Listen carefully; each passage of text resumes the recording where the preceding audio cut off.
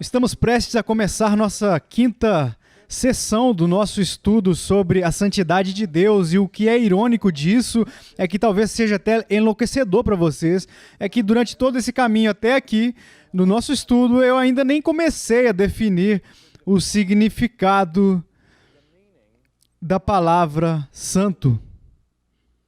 Eu tentei enfatizar a importância dessa palavra, vimos a influência traumática que ela comunica, vimos como isso se relaciona com a justiça e a insanidade potencial de um homem como Martinho Lutero. Mas o que exatamente a Bíblia quer dizer com a palavra santo? Eu percebo na nossa própria língua e no nosso próprio vocabulário, o termo santo, ele parece ser usado entre nós, particularmente entre os cristãos, como o sinônimo de pureza moral ou justiça. E não há nada de errado com isso, mas pode ser um pouco enganador, porque nas Escrituras existem dois significados primários ou básicos para a palavra santo. E eu, de fato, não deveria dizer dois primários. Há um primário e um secundário. Dois significados principais, se vocês preferirem, do termo santo. O significado secundário dessa palavra nas Escrituras é que se refere à justiça e pureza pessoal. Mas o significado primário da palavra santo significa separado. Ou, se preferir, teologicamente, apartheid.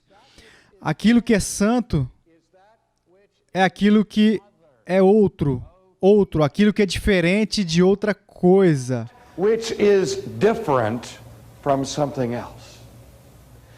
Então, quando a Bíblia fala sobre a santidade de Deus, o impulso principal daquelas declarações se refere à transcendência de Deus, refere-se à sua magnificência, para se referir àquele sentido em que Deus é superior a qualquer coisa que exista no reino da criatura. De novo, a maneira mais simples de discutir isto é aquilo, é santo. Aquilo que é santo é diferente. Olhe por intermédio da Bíblia algum dia e veja como o termo santo é usado como adjetivo. Deus não é apenas descrito como santo, como ouvimos falar do Espírito Santo, o Santo de Israel. Nós ouvimos sobre um solo sagrado, vasos de honra, momentos sagrados. De fato, os antropólogos e sociólogos estudaram a experiência humana e notaram que todas as pessoas têm alguma sensação de tempo sagrado e um espaço sagrado. Pense de volta lá na sua infância, naquele lugar especial onde você queria ir quando sua vida estava perturbada. Talvez tenha sido para você, talvez fosse para uma sessão, assim, um lugar aconchegante, na floresta, ou num gramado, debaixo de uma árvore favorita. Sempre que você estava deprimido, angustiado, ou alguém gritava com você, você queria ir pegar um gatinho, sentar com ele no colo e chorar num determinado lugar. Esse lugar assumiu um significado especial para você. Todos os anos há um dia no ano em que é especial na sua vida. É o seu aniversário, onde você celebra um momento no tempo que tem uma importância especial para você. E durante o ano nós, como pessoas, celebramos o que nós chamamos de quê? Feriados, dias santos. Agora, feriado significa um dia santo, um dia diferente dos dias comuns. E ele é especial, é reservado para um tipo específico, para relembrarmos, de lembrança. Um dia sagrado, um espaço sagrado, um tempo sagrado, coisas santas, sagradas, fazem parte das nossas vidas. Eu lembro quando eu estava ensinando num seminário, um curso há muitos anos atrás, onde eu pregava sobre o pecado imperdoável de um professor lá do seminário. Eu perdi a paciência com um aluno. deixa eu ser sincero com vocês, às vezes você sabe que seus alunos dizem coisas assim, fazem perguntas idiotas, eu digo, agora veja, nunca tenha vergonha de perguntar alguma coisa. A única pergunta idiota é aquela que você realmente tem medo de perguntar. E significa assim, qualquer pergunta que você tem é importante para você, é importante para mim. Eu realmente acreditava nisso. Eu deveria levar a sério qualquer dúvida que um estudante tivesse. Mas de vez em quando, senhoras e senhores, você de fato vinha uma pergunta idiota que, enfim. E é a minha tarefa como professor, de novo, é tratar o aluno com dignidade. Bem, eu tive um aluno uma vez que me fez perder a cabeça. Eu estava palestrando sobre a ceia do Senhor e a pergunta dele não tipo assim, era uma pergunta assim, uma expressão de um cinismo desenfreado. Ele era cínico. Ele levantou a mão e eu o reconheci. Ele disse: "O que é a grande coisa sobre o pão e o vinho? Por que nós temos que fazer isso? Por que não podemos simplesmente ter sanduíches com manteiga de amendoim, geleia e Coca-Cola?" Foi quando eu perdi a paciência. Eu senti tanta raiva fluindo da minha alma. Ele mexeu com a minha sensibilidade quando ele disse que, em vez de dar uma resposta educada, gentil e docente a ele, eu disse: "Você quer saber por que não temos sanduíches com manteiga e amendoim, geleia e Coca-Cola na comunhão, na Santa Ceia? Porque Jesus nunca consagrou manteiga com amendoim, geleia ou Coca-Cola." Eu só queria matar ele. Por quê? Porque ele acabara de profanar com essa pergunta algo precioso e sagrado na minha experiência. Mas o que é isso? Mas o que isso torna o pão e o vinho tão especiais? O que é que faz aquele momento da história tão especial? O que faz com que um pedaço de terreno seja santo, sagrado? Por que que Noé marcou um local onde ele construiu um altar? E Abraão construiu um altar para Deus? Por que somos atraídos a tomar algo que é comum e o torna extraordinário por causa do seu significado? Não é por causa do valor intrínseco desses objetos, mas o que torna algo sagrado, o que torna algo santo, é o toque de Deus sobre ele.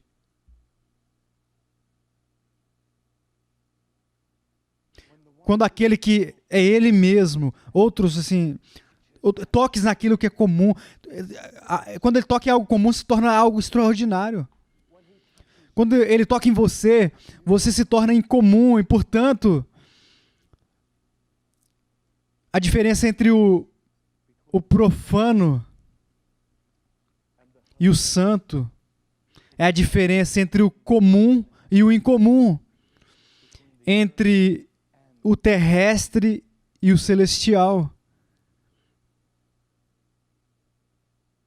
Não faz muito tempo eu vi um estudo sobre fobias aqui nos Estados Unidos, onde as 10 fobias mais comuns foram listadas, as coisas que as pessoas mais têm pavor. Você sabe, o medo dos gatos, o medo, você sabe, de a claustrofobia, medo de espaços assim, locais lotados e assim por diante, medo da morte. Você sabe qual que era o medo número 1, aliás, do povo americano? O medo de ficar na frente de um grupo e ter que palestrar. Como eu estou fazendo aqui agora. É horrível, mas existe uma fobia chamada xenofobia. Quantos de vocês nunca ouviram essa palavra antes? Xenofobia. Ok, aqueles de vocês que não levantaram as suas mãos, eu vou ligar para pedir para vocês dar uma palestra. Bem, eu tenho muitas mais mãos no ar agora. Xenofobia é o medo do estranho ou de estrangeiros. Nós tendemos a ter medo de pessoas cujos costumes são diferentes dos nossos. E a forma suprema de xenofobia que nós temos é o nosso medo do Deus vivo, o temor do Deus vivo, porque Ele é tão diferente de nós. Ele é alto, grande e exaltado.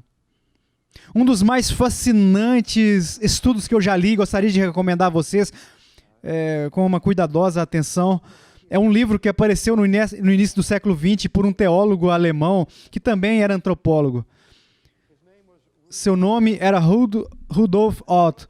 E ele escreveu um livrinho assim, mas um livro que muitos teólogos consideram um dos livros mais importantes do século XX. É um livrinho assim, bem magrinho, e o título original foi chamado simplesmente de Das Heilige. Traduzido para a nossa língua, debaixo do título de A Ideia do Santo. E o que ele fez foi isso, que eu achei tão interessante.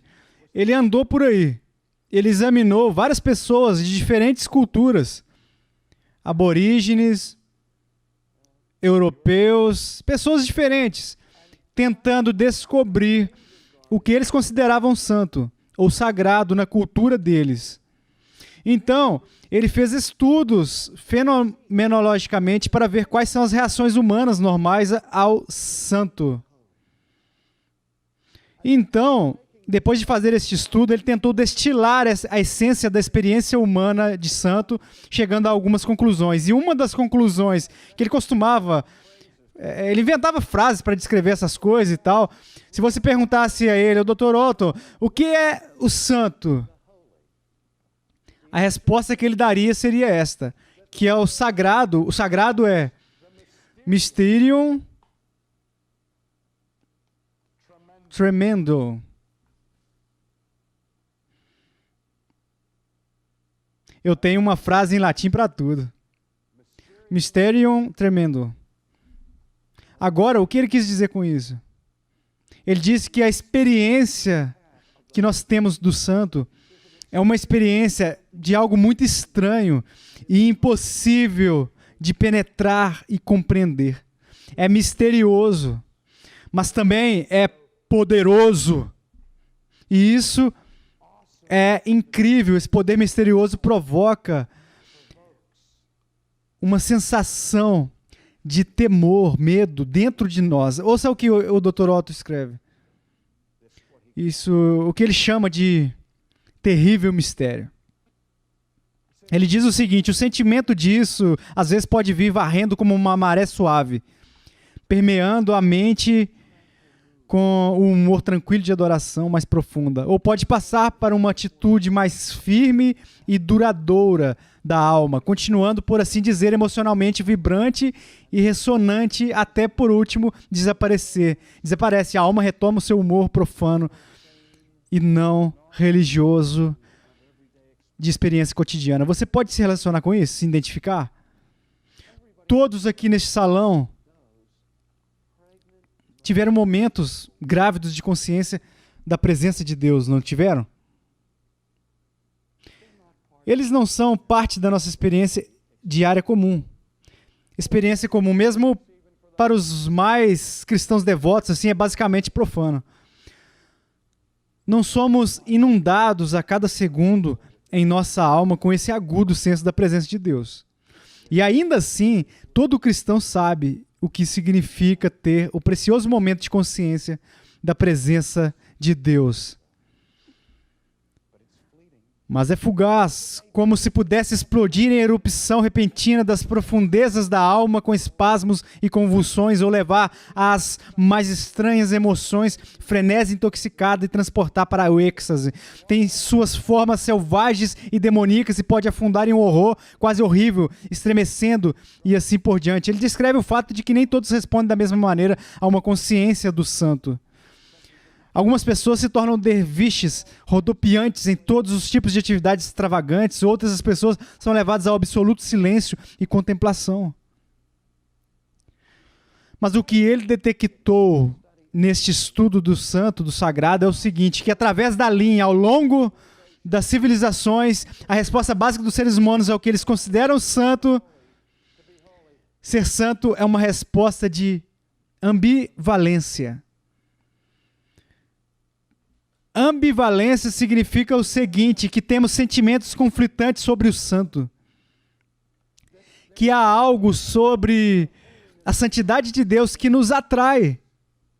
Mas também há algo sobre a santidade de Deus que nos repele e nos assusta. Por um lado, fascina e por outro lado, aterroriza. Talvez você já se perguntou sobre a maneira, como assim, às vezes nós gostamos de nos assustar, assim, crianças pequenas que querem se reunir, contar histórias de fantasma e tal. Você já os viu fazer isso, né? Lembro-me quando o meu filho, ele era um menino pequeno, ele queria dormir na floresta atrás da nossa casa, então um dos estudantes universitários disse, eu vou levar vocês até lá na floresta. Eles armaram uma barraca, eles pegaram alguns sanduíches, lanternas e tal, e subiram até lá, e voltaram meia-noite, à meia-noite, você sabe, eles tinham colcha, cama. Meu filho diz ao estudante da faculdade, oi, ele disse, conte-me uma história de fantasma. Então o Joey começou a contar sobre o cara que perdeu o seu fígado, você sabe, deu a volta, eu quero meu fígado de volta. E todo mundo ouvia aquela história de fantasma, e o meu filho ouviu isso. E ele era fascinado, ele é fascinado por isto. E quando o Joey terminou a história, o meu filho olhou para ele e disse, Joey, ele disse, você sabe que talvez dormir aqui hoje à noite não seja uma boa ideia, Joey. Joey disse, está tudo bem, você só vai dormir. Então eles ficaram quietos por alguns minutos e meu filho teve a oportunidade de concentrar sua mente na história de fantasmas. E nos ruídos da floresta as coisas dão errado na noite. E ele durou mais 10 minutos até eles baterem na nossa porta dos fundos perguntando se eles poderiam entrar. Você sabe que as pessoas vão à Disney World em Orlando e pagam dinheiro para ter medo, sentir medo. Não é estranho que tenhamos esse dualismo, essa atitude em relação ao santo? Eu gosto de lembrar o antigo programa de rádio. Alguns de vocês vão se lembrar daqueles dias maravilhosos do passado, vocês que têm cabelos brancos vão lembrar. Quando o Lone Ranger, você sabe, viria descendo assim pela estrada e nós ouvíamos as novelas à tarde, você lembra dessas senhoras, jovem Dr. Malone e Mr. Perkins e Ellen Trent e Ardylan. No domingo a esposa nos bastidores disse Mary, e Mary disse a Larry, foi o que ouvimos. Você se lembra? Família de Pepper Young. Quantos de vocês se lembram de algo formidável assim? Bem à noite você tinha histórias de aventura como o Superman, e durante a semana teríamos policiais, polícia ladrão, gangster, Sr. King, marcador assim, pique-esconde, enfim, coisas assustadoras, particularmente coisas assustadoras aconteciam. E também tinha algo chamado suspense, programa, todos os tipos de programas assustadores do rádio nos anos 40, senhoras e senhores, surgiram nas noites de domingo. E o leading deste programa de rádio apresentava o som desta porta abobada, rangente, abrindo, e uma câmera de eco, e ela se abre, e você sabe, seu cabelo está arrepiado antes que a coisa comece, e a voz supera com a voz do barítono do locutor dizendo, santuário interno. Hein? Quantos de vocês lembram disso, ok? Quero dizer, eles nem precisaram começar a história e todo mundo já estava assustado. O que significa isso? O santuário interno significa, literalmente, dentro do sagrado. Você entende? Os gênios de marketing, dos entretenimentos no mundo descobriram que de alguma forma a coisa mais aterrorizante que eles poderiam surgir, assim, criar com as pessoas seria expô-las a um programa sobre debaixo do santo. Veja, por isso temos a tendência de manter distância, uma distância segura do caráter de Deus. Porque mesmo sendo atraídos por isso, por um lado, por outro, somos repelidos por ele. Eu vou falar na próxima sessão sobre isso, como isso se manifestou concretamente e especificamente na obra de Jesus, onde as pessoas estavam atraídas por ele e aterrorizados por ele. E, no entanto, é esse elemento que nós tememos, que esteja no próprio núcleo do caráter, que está no próprio núcleo do caráter de Deus. E para que entendamos, amados, vamos definir adiante no Novo Testamento como prioridade do aprendizado.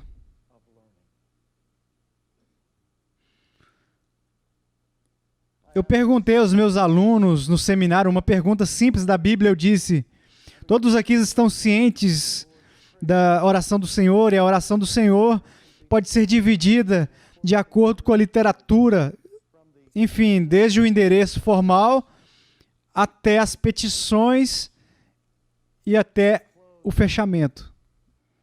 E eu perguntei aos meus alunos qual é a primeira petição da oração do Senhor. Vocês sabem?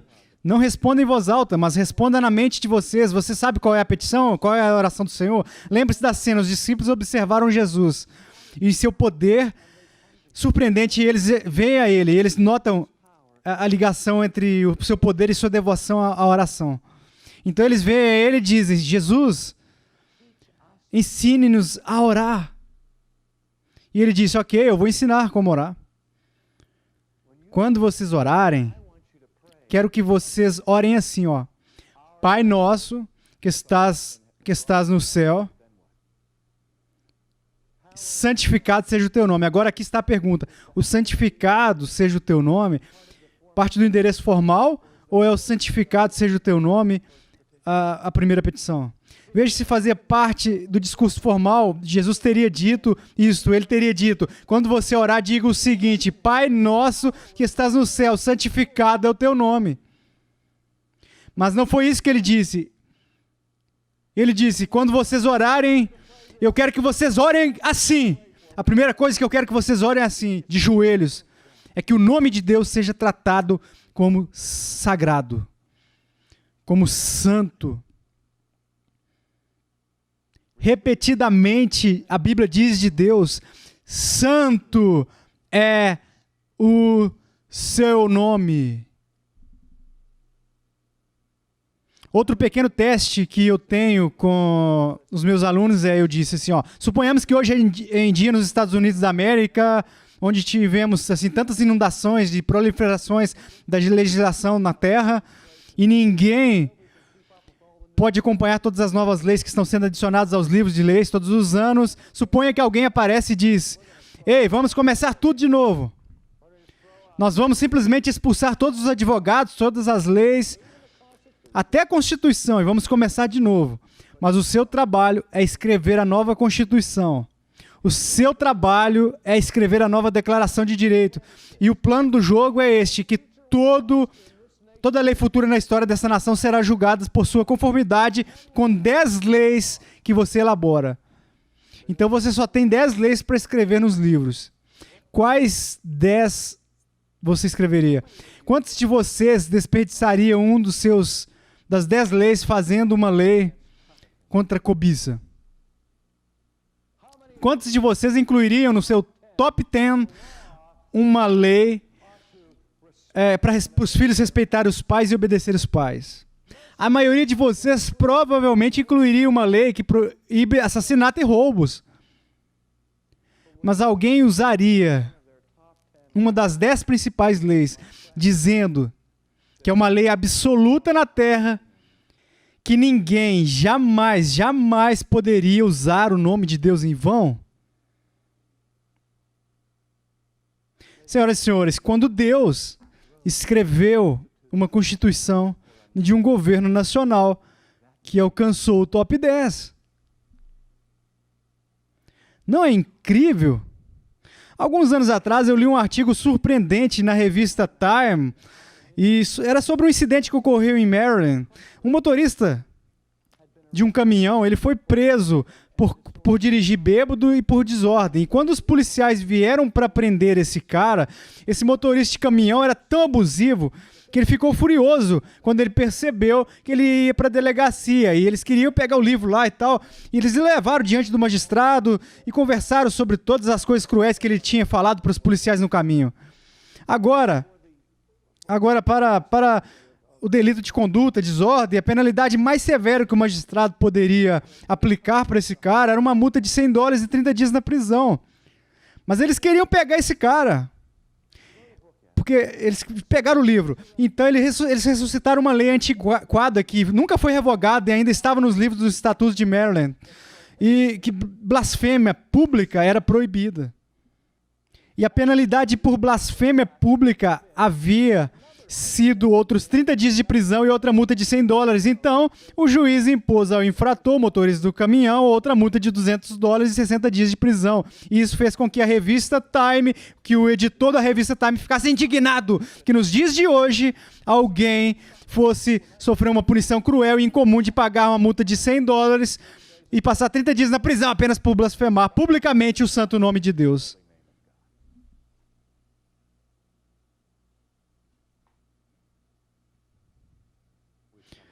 Percorremos um longo caminho.